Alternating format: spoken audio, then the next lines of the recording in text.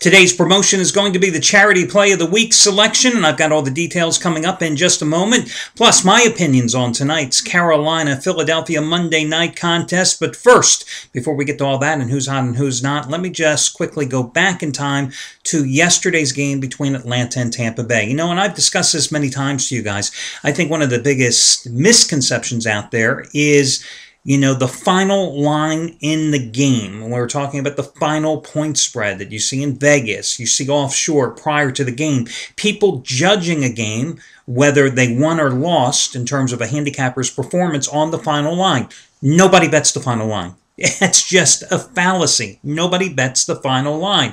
In reality, let me just tell you something. Right here on a Sunday, do you know that we get almost 90% of the customers making their purchases before 11:30 Eastern Time? And it makes perfect sense, because if they're in Vegas, they've got to get their plays, and then they've got to get to their sports book. If they're playing offshore, they've got to get their plays and then figure out where they're going to place their action online. That's why. With 90 minutes to go, basically everybody's already got in their place. So generally what I've always subscribed to is I look at the line for a game and determining who wins and loses by handicapper here for a particular contest on when that game is usually accessed here at the site and what is the most likely line most players are playing that at. Now that Tampa Bay Atlanta game yesterday, though, was very interesting. Depending on your location, depending on where you played, depending on what time you played, that game was anywhere from Atlanta -1.5 to Pick'em. That's the wide range. And in fact, talking to a friend in Tampa this morning, they had Tampa -1 at some of his local books. It just goes to show you. But I made the decision yesterday that a lot of handicappers didn't particularly care for, but I think it's the right way to go, to declare the Falcons a loser. They won by 1 point. And the reason why is a couple of the major casinos here in Vegas and the one biggest offshore sports book that I generally look at their lines more closely than any others had Atlanta -1.5 all night Saturday, all day on Sunday, right up to kickoff. So from my way of thinking, I declare it a loss for everybody at the site. Now listen, that doesn't mean you lost. Hell, I would bet 50 to 75% of you watching this video either pushed on that game or walked away with a win on the Falcons. I mean, it just depends on your price in the contest. And when I say push, I think half of you probably pushed on Tampa, half of you probably pushed on Atlanta. But again, if you look at the handicappers pages today, you'll see that I made them all take a loss yesterday. You know, it's an inexact science, but I try to be fair because I would rather err on the side of caution and make somebody take a loss than let somebody brag about a win when there may be just one person out there that didn't win. Well, that's one too many in terms of calling a game a win or a loss, depending on what the line is. But again, forget about that final line crap. Guys that talk in this business about the final line, basing it on the final line, they're delusional. They don't know what the hell they're talking about. Now, in terms of yesterday's plays, congratulations going out to Craig Davis, cashing in with his 100-dime teaser winner, number 4 in a row. And yesterday, he went with 2 totals. Pittsburgh, Cleveland over, St. Louis, Arizona over in the 2-team teaser and cashed in. FYI, tonight he has 50-dime winner, number 27 out of 43 on your Carolina-Philadelphia side. Past 16 days, $10 bettors have won $2,425 following his selections. Jeff Benton has bounced back strong. And I shouldn't really put it that way because the fact is, Jeff Benton's had a great 8.5-week run. That's the bottom line. Today, in fact, short term, he goes for winning day number 18 out of 27. He did lose a big play, his 150-dime winner, or number 2 in a row, I think it was on LSU on Friday, but then he bounced back. He came out with a 40-dime winner on Connecticut outright as an 11-point dog over Louisville in overtime on Saturday. Came back with an even bigger play yesterday, 75-dime winner number 5 out of 6, I believe it was, with the Colts. Well, tonight, he puts his 83-59 Monday night record over the past 7 years on the line with his 30-dime winner, number 10 out of 13, on the Panthers and the Eagles. FYI, $10 bettors have won $3,845 following his advice over the past 8 weeks. Now, I tell you the good, I got to tell you the bad, right? Oh, hey, one more thing. Chuck McBrien. Great weekend for him.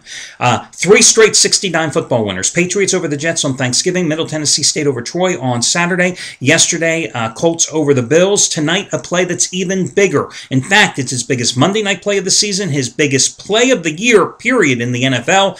His one and only 75-dime Monday night game of the year, Carolina and Philly. He says this line, which is sitting at Carolina at 3.5, is off by at least 4 points. And it's stronger than those previous 3 60-day, 60-dime winners. Now, also have to talk about Chris Jordan, who going into yesterday had won 9 consecutive days. 8 consecutive days.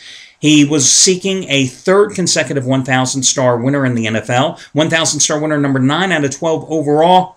Did not deliver, as he was on the wrong side of yesterday's game, which was on the Denver Broncos. Unfortunately, not getting the cover at Kansas City.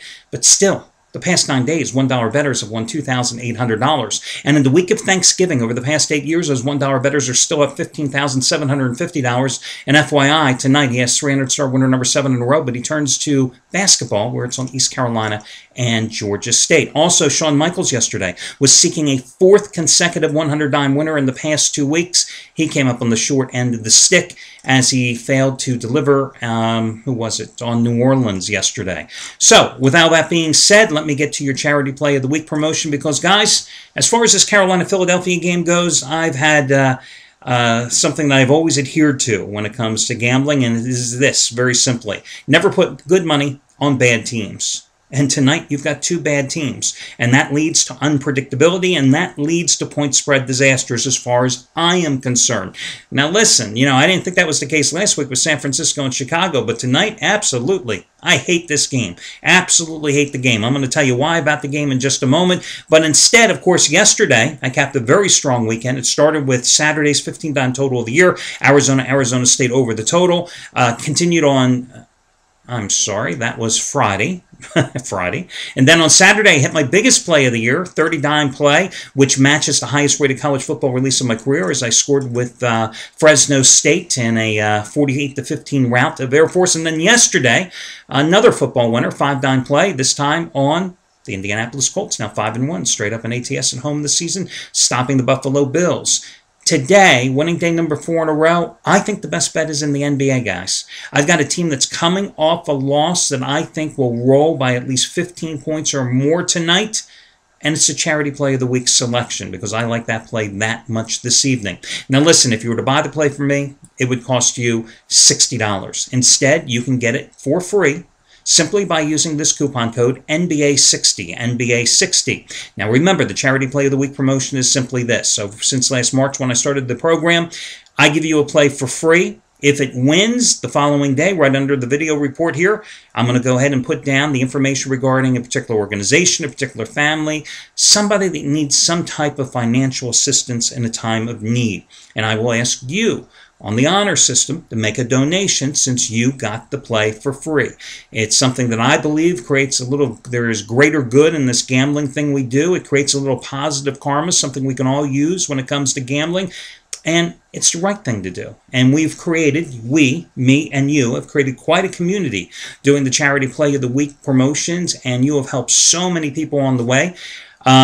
I've given out over $1 million of plays so far. That's the retail value, over $1 million of plays so far since I started this last March. And as I told you then, this was not a one-trick pony. I'm going to keep doing this program till hell freezes over. And tonight is going to be my play. Again, it would cost you $60 if you purchased it.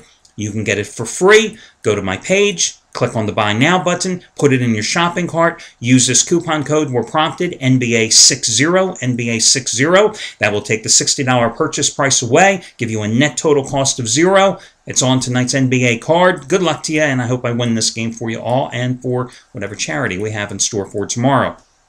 Let's talk about Carolina and Philadelphia here. Actually, this line is anywhere from 3 to 3.5, okay? So, listen.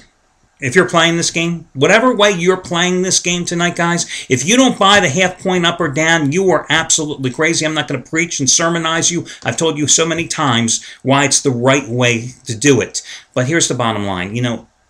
I can see why A lot of people are going to be in love with Carolina in this contest, and it's kind of hard to believe when you think a 2-win team is favored over a 3-win team and the 3-win team is playing at home. But that's what happens when the 3-win team hasn't won in 6 straight games and has just one cover the entire season. But here's the thing. Everybody's looking at Carolina and saying, oh, Cam Newton, they couldn't stop RJ3, meaning the Eagles last week in a 31-6 road loss to the Redskins. How are they going to stop Cam Newton? The only thing I caution you about here, guys, is remember, this Cam Newton that's playing this year is not the electric Cam Newton that was playing last year. And this Cam Newton playing this year is not nearly having as good of a season as RJ3, who has simply been out of the world. Plus, RJ3 has Alfred Morris in the backfield, giving him plenty of ground support. Now, Cam Newton has 2 quality running backs, DeAngelo Williams and Jonathan Stewart, but Ron Rivera, who's probably going to be fired, along with the Eagles' Andy Reid at the end of the season, chooses not to use him in his scheme.